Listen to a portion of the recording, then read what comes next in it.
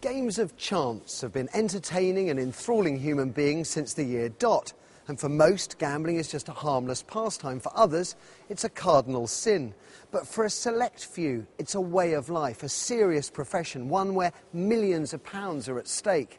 Our reporter Richard Adams has been finding out more about the lives of London's gambling elite.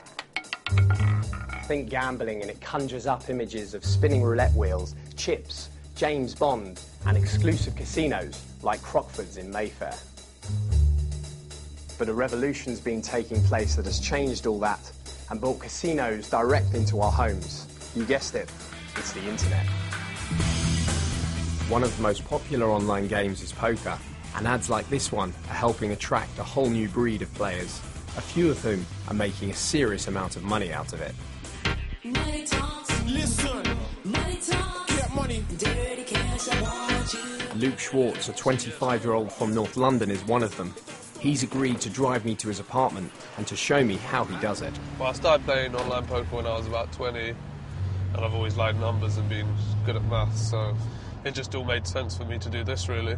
In my first year, I was losing student loans on poker, and then in the second year, I was just winning like £1,000 a day, which is just insane money for back then, for any time, really. Yeah. But for me, back then, I'd never seen anything like it, so I wasn't just going to quit that in a hurry.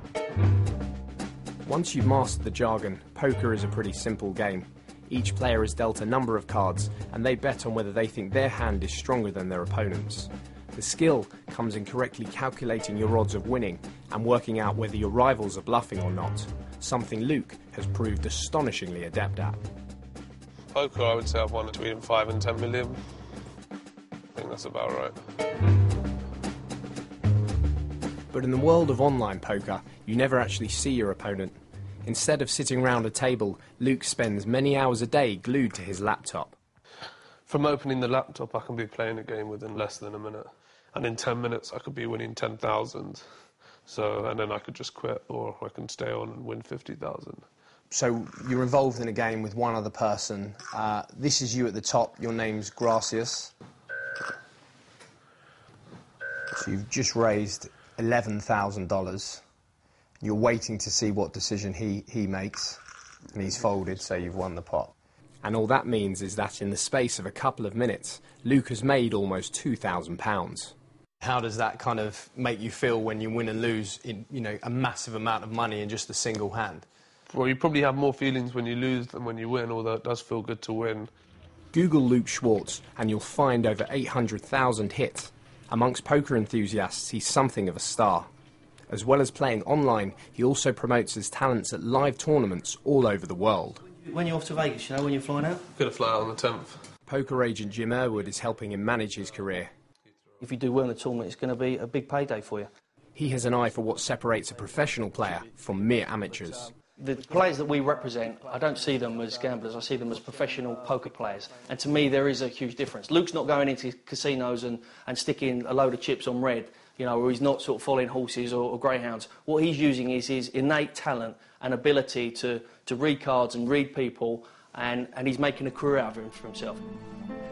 Having seen Luke in action, it still feels extraordinary to me that so much money can be made playing cards on a laptop.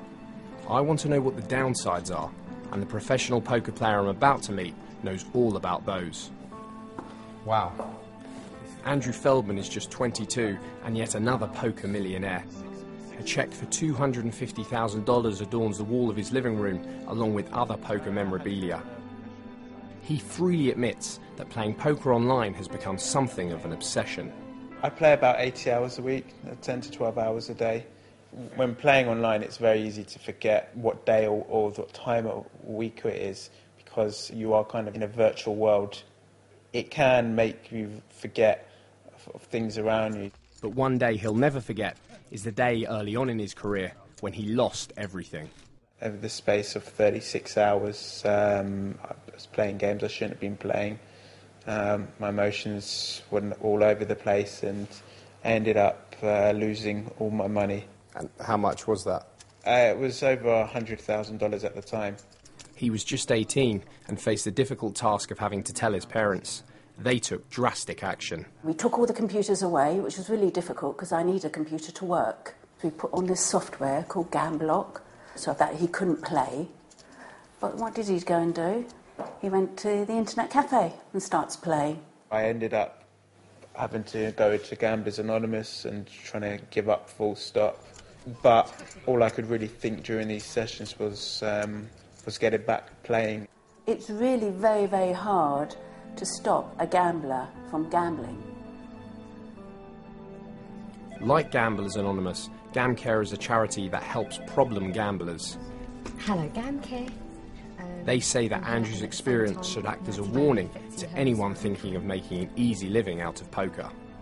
I remember one particular person who was actually very good at poker playing. He was a young man, he played poker well, he studied it, he got into the tournaments, was doing quite well until he started to lose. He couldn't handle the losses. So he started to actually play erratically, the losses increased, he lost a lot of money he couldn't eventually pay back. And he committed armed robbery in order to try and pay that back, and he's ended up in prison.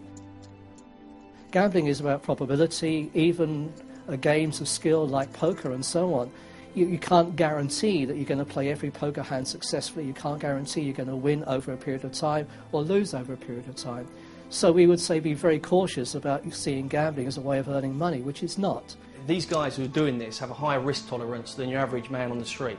The difference is a winning poker professional has good discipline, keeps good records, he looks at the stats, and most importantly has good bankroll management. Regardless, it seems that huge losses are part and parcel of life as a professional. Luke's losing streaks have been even more spectacular than Andrew's. I know that I've lost $1 million a few times in a day, and that's disgusting. What does it kind of feel like to lose that such a massive amount of money just from playing on your laptop? Yeah, it's stressful even just thinking about that. It's really a sick feeling. I mean, that's a term used a lot in poker. People say sick, but no one's seen sick like I've seen sick. For the moment, both players are convinced there is more money out there to be won than lost. I think the hard part will be knowing when it's time to cash in their chips. When you're winning, you want to win more, and conversely, if you're losing, you just want to stay in until you've got your money back. I wouldn't want to think that my son has no other life other than poker. But hey, I can't run his life for him. He's an adult, and I just hope he finds happiness like all mums would. You know, I am hoping to cut back on how much I play and, remember the priorities in life. It's true that the financial rewards can be huge for those with the right skills, but after seeing two of the game's stars in action firsthand, I'm left wondering, at what price?